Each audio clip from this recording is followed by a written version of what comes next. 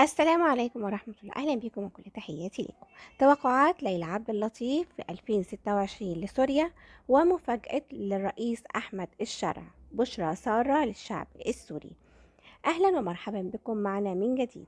ليلى عبد اللطيف في حلقة خاصة في أحدث ظهور وأحدث التوقعات القادمة لسوريا.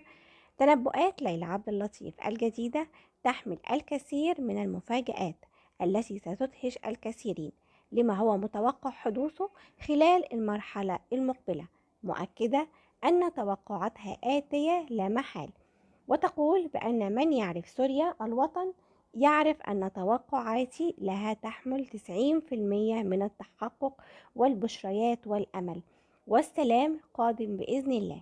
قالت ليلى عبد اللطيف أولى توقعاتها عن سوريا بأننا سنرى سوريا ستخرج إلى النور مع ازدهار كامل يشمل جميع الأراضي السورية، وخصوصا مدينة أدلب، وستعود مثل سابق بل أفضل مما كانت عليه، وذلك يكون بالمرحلة القريبة المقبلة. قالت ليلى عبد اللطيف سنرى سوريا سترجع إلى عصر الازدهار والتميز من جديد، سترفع كل العقوبات الأمريكية والأوروبية عنها، وكل هذا سيأتي قريبا جدا. وقالت بأن كل الخطوط الجوية ستفتح مجالها من وإلى سوريا من جديد مع كامل الازدهار المقبل بإذن الله. قالت ليلى عبد اللطيف بأننا سنرى خلال ال8 أشهر المقبلة بأن سوريا ستعود إلى الإعمار الكامل وفتح جميع حدودها، وسنرى عودة النازحين إلى بلدهم وديارهم من جديد بالمرحلة المقبلة. قالت ليلى عبد اللطيف أرى حدوث شيء من الطبيعي يشبه زلزال كبير قادم، وقد يشمل سوريا وتركيا ولبنان وقبرص في قلب البحر وفلسطين المحتلة.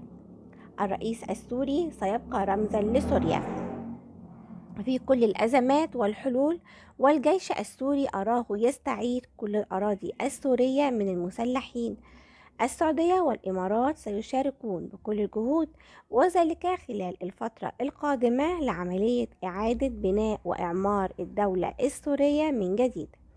قالت ليلى عبد اللطيف من ضمن توقعاتها القادمة لسوريا بأننا سنشهد مبادرات كبيرة لتسهيل عودة النازحين السوريين إلى بلادهم وعلى مراحل، كما أرى نهضة اقتصادية تحمل معها الحلول وزيادة الرواتب وخصوصا للعسكر والأمن والشرطة، وبشريات سارة للشعب السوري.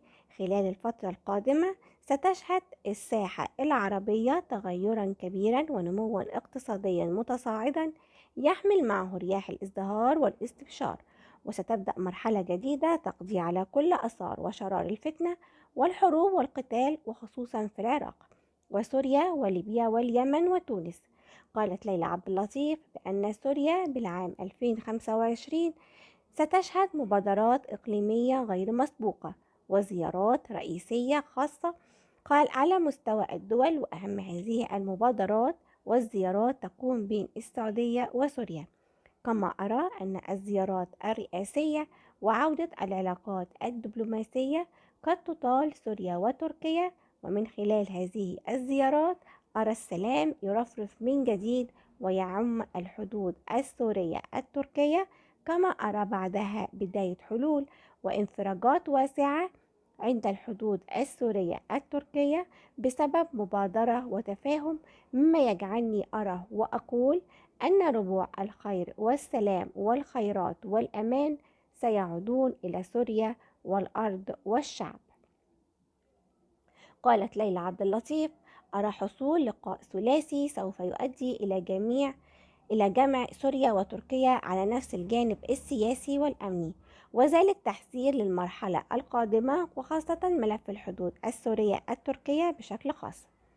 قالت ليلى عبد اللطيف ستكون سوريا خلال المرحلة المقبلة أمام مشهد دبلوماسي جديد، وذلك من خلال إعادة فتح جميع السفارات والقنصليات العربية والأجنبية على الأراضي السورية، مما سيجعل سوريا على عتبة أبواب المزيد من الاستقرار وإعادة إعمار وجلب الاستثمار، وذلك يكون بمشاركة أكثر من دولة عربية وأوروبية، كما ستعود سوريا خلال المرحلة المقبلة إلى بداية النهضة الاقتصادية والسياحية الواسعة من جديد.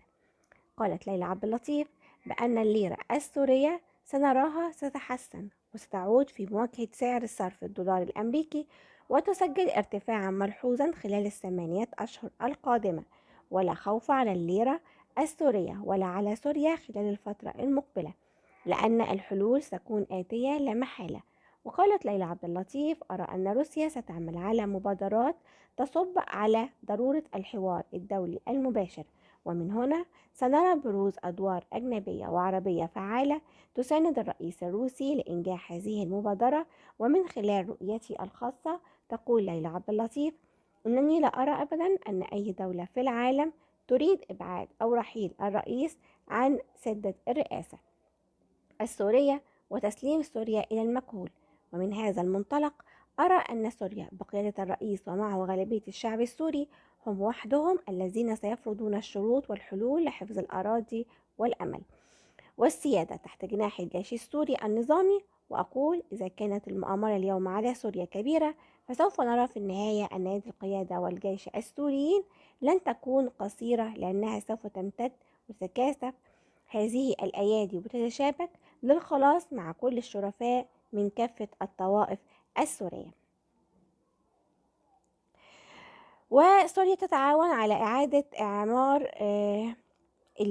مهما طال الانتظار، لذلك سوف تشهد سوريا طاولة حوار بتجمع حولها جميع الأفارقة والوسطاء في سوريا ومن خارج سوريا، وذلك من أجل وضع خارطة الطريق التي سيبدأ من خلالها إيجاد الحلول التي تضع سوريا أمام بدايات الإنجازات الكبيرة. وسوف تحصل سوريا على مساعدات دولية عاجلة لبدء عملية الإنماء والإعمار والازدهار. سنسمع في سوريا عن بداية حملة واسعة وكبيرة لمحاربة كل أنواع الفساد، وهذه الحملة ستكون بتوجيهات مباشرة، وهي حملة غير مسبوقة على الفساد في سوريا، ولن يكن هناك غطاء سياسي لأي عملية فساد حصلت أو لأي فساد مهما على شأنه أو تحت أي ظرف من الظروف. قالت ليلى عبد اللطيف من ضمن توقعاتها عن سوريا: سوف يتلقى الجيش السوري دعم عسكري كبير ومن عدة دول بهدف تثبيت الأمن وإعادة السيطرة الشاملة على كل الأراضي السورية ونزع كل السلاح خارج عن سلاح الدولة السورية.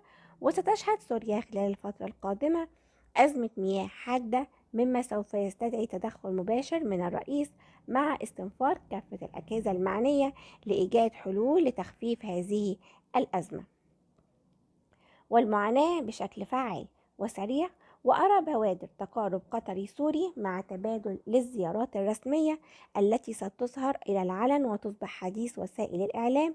وقالت ليلى عبد اللطيف بأن أزمة المحروقات والكهرباء والقمح والغاز والمياه التي تعاني منها سوريا اليوم أراها تتجه نحو أبواب الانفراج، وسنرى المنظمات الدولية ستعود إلى تقديم المساعدات والإمكانيات الخاصة بزراعة القمح في سوريا، وذلك بعد توقعات طويلة، مما سيؤدي إلى زيادة الإنتاج في محاصيل القمح، والتي ستشكل مصدر مهم لمعالجة أزمة القمح والخبز في سوريا.